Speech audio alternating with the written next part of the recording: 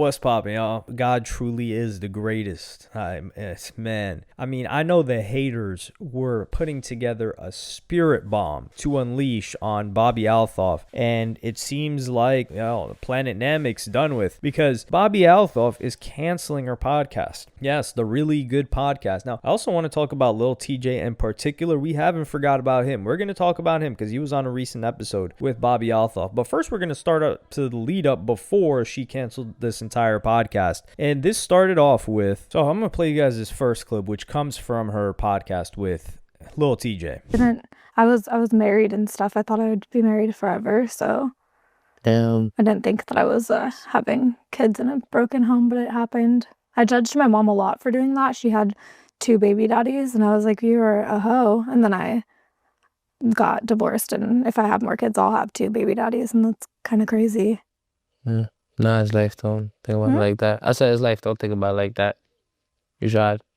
I tried. I failed, but I tried. You tried. That's what matters.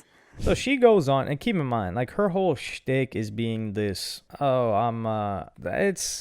she copied Funny Marco. Let's keep it a buck, man. And I don't care in what scenario it's in, but she's basically like, yeah, my mama a hoe. And can I blame her? Absolutely not. Yeah, you can say that. But she seems to be following in her footsteps, because she's like, well, if I have kids again, and it seems like that's on her mind, then I'd have 2 baby daddies. And then you've got Lil TJ saying, nah, you can't think about yourself like that. But you know what I noticed about this? Off rip, this chick is a loony bin. For her to even say this, I do think is outrageous. She could feel this way, but to say this, I don't care if it's sarcastic. She's not being sarcastic. She's hiding behind sarcasm. She's just So Lil TJ, what I noticed is, hold on, this guy is on this woman's platform, and I don't see any weed. Hey, remember how he was treating Plaqueboy Max? He was talking about bucking up, getting aggressive on Plaqueboy Max, who's a more valuable platform than this flop of a girl who is quitting and her podcast is dying. That was the best platform because there was crossover with Plaqueboy Max. He had a hip-hop audience. Lil TJ is a rapper. He's within hip-hop. And he had to make sure that he smoked in front of Plaqueboy Max, or couldn't even step outside to smoke. But right here, he's on his best behavior. I don't see any smoke. And keep in mind, this is just a short clip. It's a 30-second clip that I played you guys.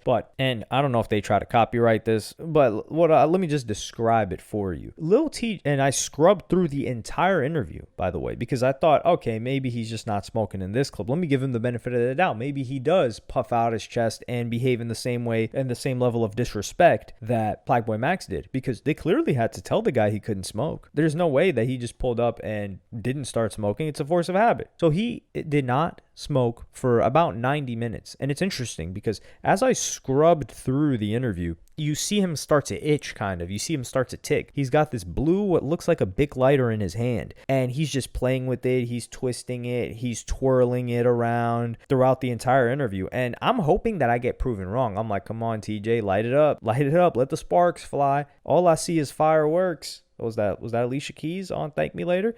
For some reason, I thought of Katy Perry as well. I think that was Alicia Keys on Drake's Thank Me Later. Man, Drake's got too many classics. But anyway, this guy just played with a lighter for 90 minutes and didn't light a blunt. Didn't light a cig. Didn't light anything. Didn't ask if they could smoke. They probably told him ahead of time. They were like, hey, listen here. You did all that stuff with Plaqueboy Max, but you're on a white platform now, all right? And this is a woman, so you're going to be on your best behavior. And Lil TJ was probably like, yes, sir, yes, sir. And he sat down and disrespected a hip-hop platform, as they usually do.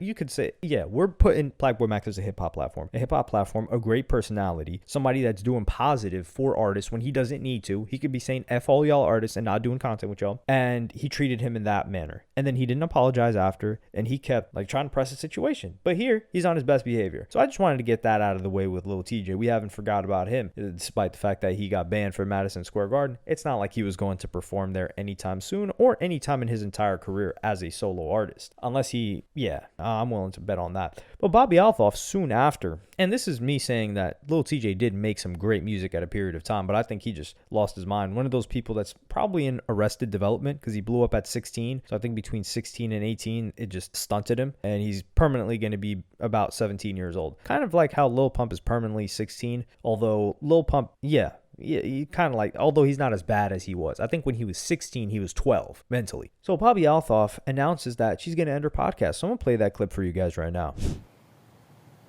At the end of the day, she was good, and I'm going to miss her, and I'm going to miss I will miss doing this podcast, and I will miss the money this podcast brought me. As you guys know, this podcast started off just with a girl with a dream to make more money. And I knew when I started that it was going to go places. I didn't know I would fall off as quickly as I did, to be honest. I did think this was going to last a bit longer.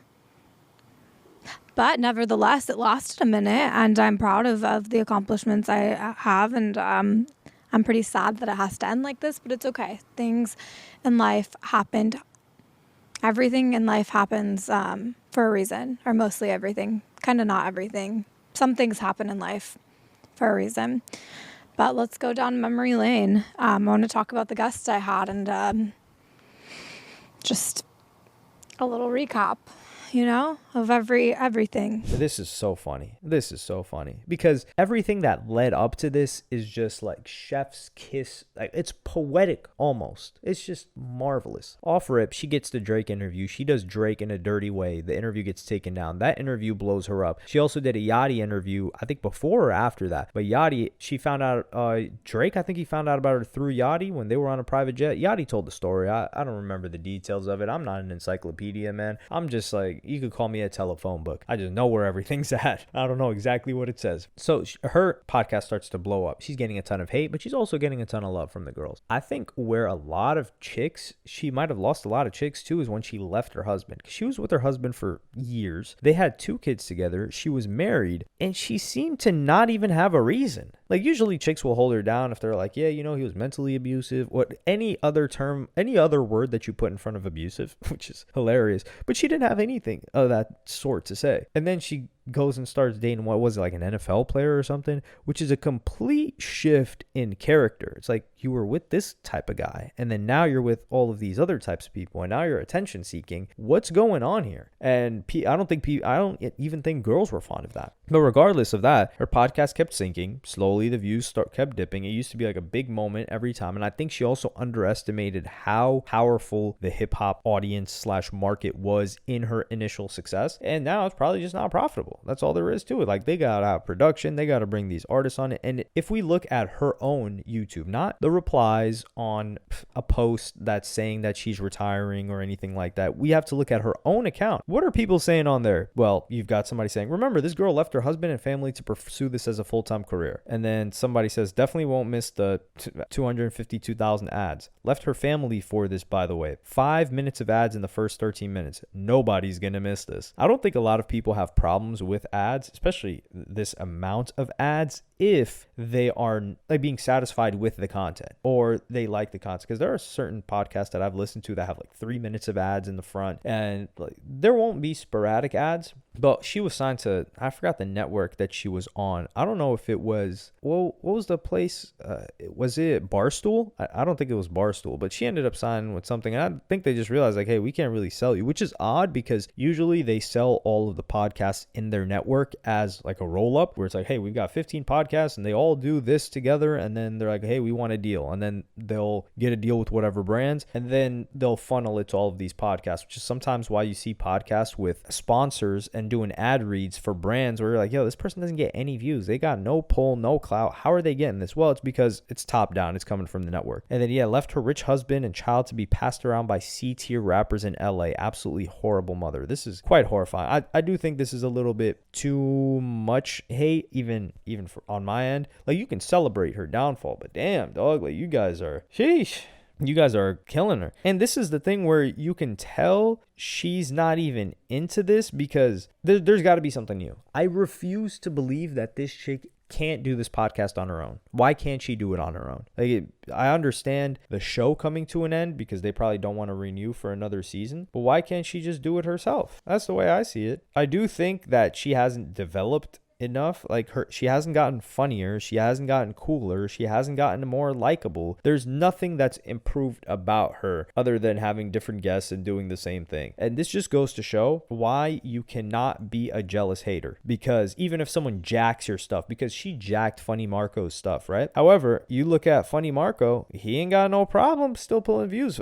Open Thoughts with Funny Marco is still going. Bobby Althoff, that's not going anymore. And that just goes to show, man, you got to hold it down. If you were there first and you know you're more talented, you cannot hate. The people will hate for you. And that's what we did for Funny Marco. But let me know what y'all think in the comments. Are you celebrating this? How are you celebrating this? Are you like popping some champagne or do you honestly feel bad for her? Realistically, I don't think I can feel bad for her because of just how she's handled certain situations. Now, I also think the family aspect is why a lot of people have a hard time feeling bad for her. But I don't feel bad because I feel like, hey, you can just do this on your own. And let's see you show out on your own instead of having this whole industry backing and figure out how to make this profitable on your own, actually. But in the past year or two that she's been doing this, she for sure made life-changing money, like egregious amounts of money. And she doesn't seem like the type to really splash out on spending. So that's why I don't really feel bad. I think she's fine. But let me know what y'all think in the comments. Like, subscribe, and hit the notification bell if you enjoyed. And I'm going to see y'all in the next one.